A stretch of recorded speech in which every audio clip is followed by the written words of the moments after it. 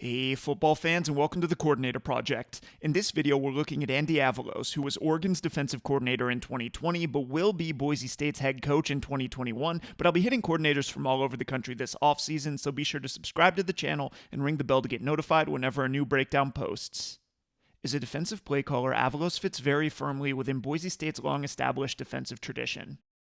First of all, he played linebacker for the Broncos from 2001 to 2004 under Ron Collins, a longtime defensive coordinator for Dan Hawkins, and it was Collins and Hawkins who gave Avalos his first college position when they signed him on as a grad assistant at Colorado.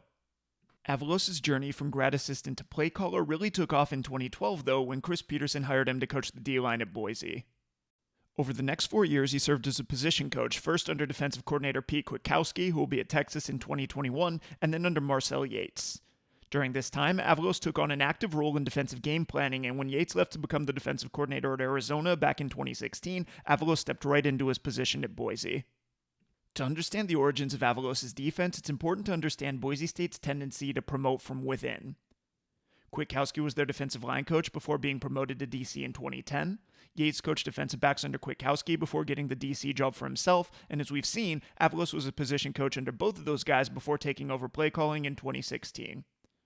Really, if you look at the defensive side of the ball, all the way back to Avalos' playing days, Boise's had a remarkable level of defensive continuity with relatively few outsiders stepping in. And schematically, it's fair to talk about a Boise State system or defensive identity that's resulted from that process, although each coordinator's obviously put their own spin on it. So what does this Boise system look like?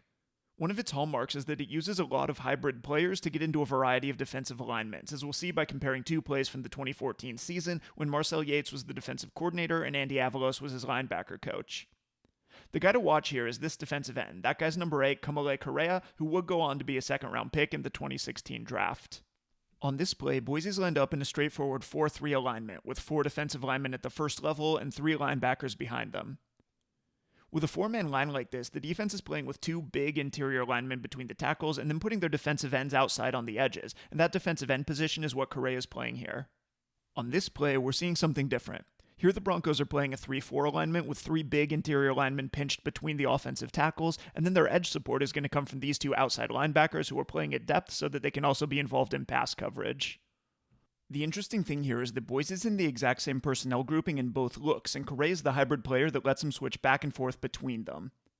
In the 3-4, he can play off the line as a linebacker, as we're seeing right here, but in the 4-3, he can put his hand in the dirt to become a 4th defensive lineman.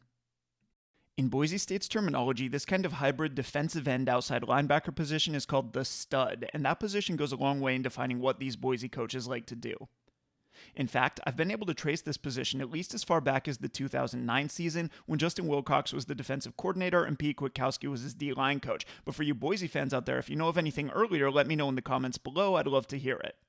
Things have obviously developed since that 2009 season, but those were the early stages of experimentation that would turn into what we saw from all of these coaches in the decade that followed. With that background in mind, let's move specifically to Oregon's defense under Avalos and see how he used this hybrid position to create good matchups in the pass rush. On this play, we'll see how the ability of this stud defensive end to either drop into coverage or rush the passer is going to free up other players to blitz on the interior. Let's start by looking at the blitz itself. On this play, Oregon's got 2 linebackers at the second level, and they're bringing both of them on a cross blitz. The goal here is to use these blitzing linebackers to outnumber Cal's center 2-on-1, and to create that matchup, the Ducks are counting on these 2 down linemen to occupy the offensive guards. After the snap, we're going to see both of those guys pop outside, drawing those guards out wide and toward the edge. With those guards out of the way, the center is then isolated in the middle of the formation, and so when Oregon brings 2 linebackers on a cross blitz, he's not going to be able to block both of them.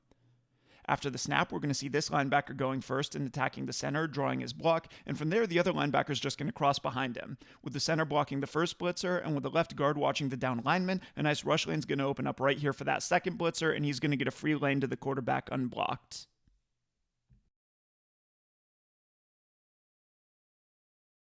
The really smart thing about this blitz, though, is that Oregon's able to do all of this while only bringing a 4-man pass rush, and this is where the versatility of those edge defenders comes into play, because here, both of those guys are dropping into coverage.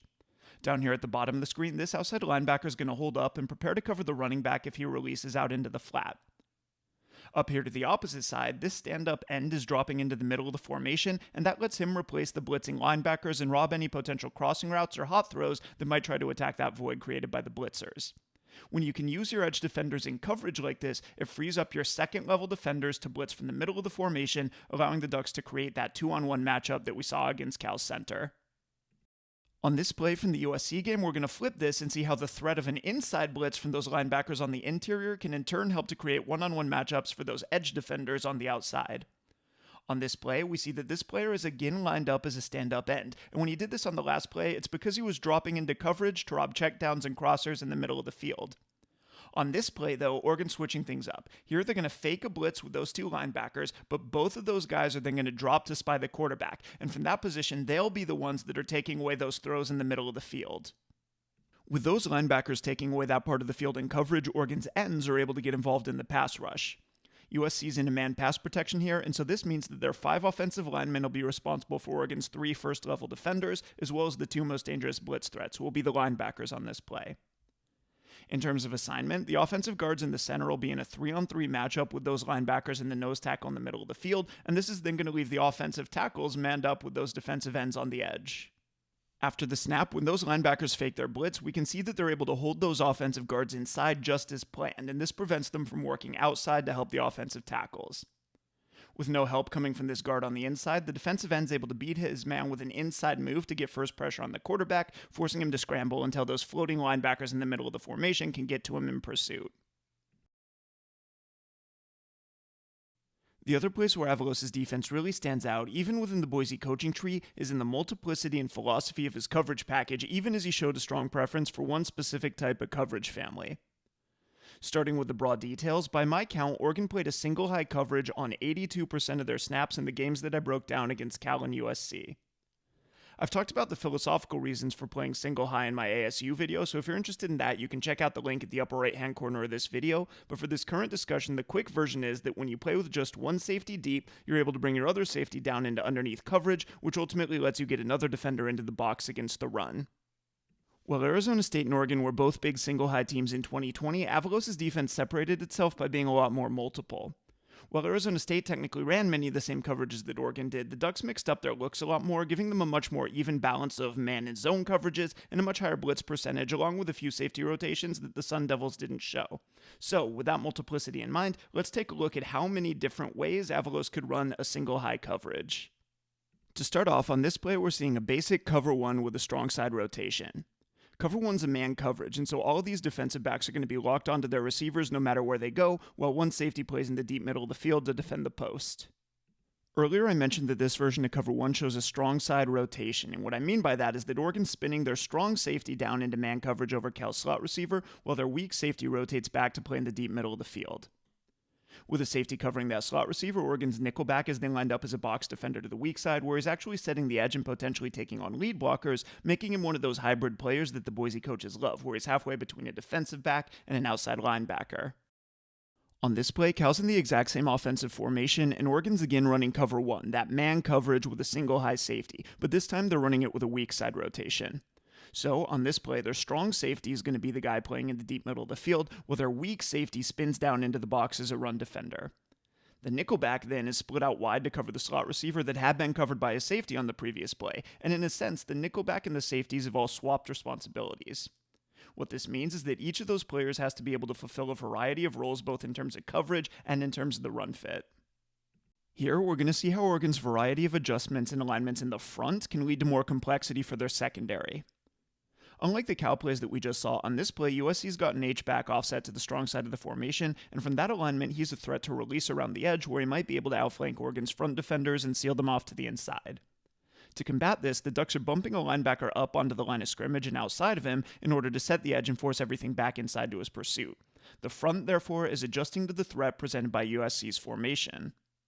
With that linebacker on the edge, however, they lose a linebacker at the second level, and so here they're rolling down their strong safety to replace him. When the Ducks try to be multiple and adjust their front, therefore, it involves a new rotation for their safeties and asks one of them to play effectively as a strong side or even a middle linebacker. Of course, with this much diversity in their looks and alignments, you know that coverage disguises are going to show up somewhere, and on this play we'll see a nice example of that. Here, the Ducks are showing yet another kind of secondary rotation, lining up in what looks like a single high robber coverage. So we've got a single high safety in the deep middle of the field, just like we've been seeing. We've got the linebackers here in underneath coverage, and then we've got this safety sitting in the intermediate hole between those two levels, putting him in position to rob any crossing routes that USC might run over the middle. After the snap, though, something interesting's happening. Here, we're going to see that safety in the intermediate hole bail out into deep coverage. So what's going on here? The idea is that when he abandons that intermediate hole, he's creating space over the middle, as we can see right here, and we might expect the quarterback to try and target that area. The wrinkle here, though, is that Oregon's really just inverting their safeties, so when one safety bails out to play in deep coverage, the other is rotating down to replace him. That doesn't end up being a direct factor on this play because the quarterback throws the ball behind his receiver, but we can see right here that if he would have led that receiver more toward the middle of the field, that deep middle safety is screaming down to make a play on the ball or to deliver a big hit.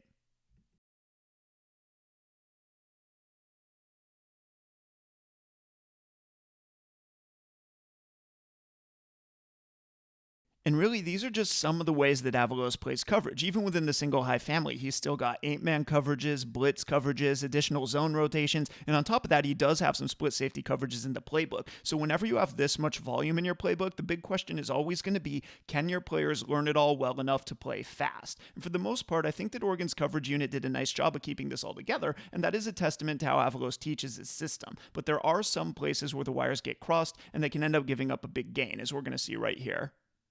On this play, USC's got just one receiver up here at the top of the screen, and they're using him to run a little spot route back inside toward the middle of the field. They're then releasing their running back to the outside, and he's going to run a wheel route straight down the sidelines. Now, there are two ways that Oregon's coverage could potentially work against this combination. In one possibility, the stud end here should drop to the inside to cut the spot route, and the cornerback should see that receiver releasing inside and drop down the sidelines, putting him in position to defend the wheel.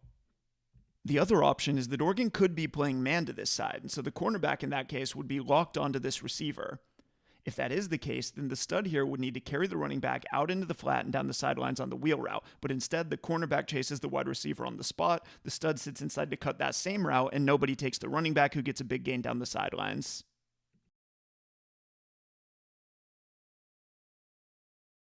Here we're going to see another example, with Cal running a mesh concept out of a tight bunch set.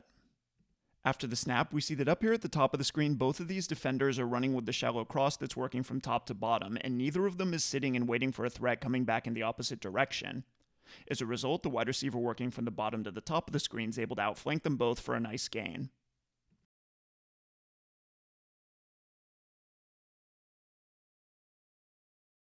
Later in the game, Cal was able to use a similar kind of action, again bringing a receiver across the formation out of a tight bunch set.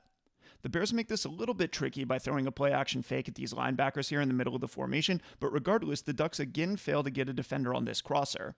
This time, Cal has that guy convert that shallow cross into a wheel route, and he's able to pick up a relatively easy touchdown.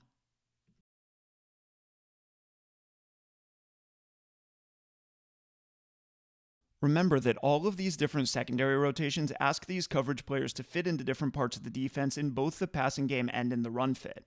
The more variations you run, the more you're forcing your players to think, and the more likely you are to run into pickup problems like the ones that we've just seen. That's one potential downside to what is otherwise a really interesting and innovative defensive system.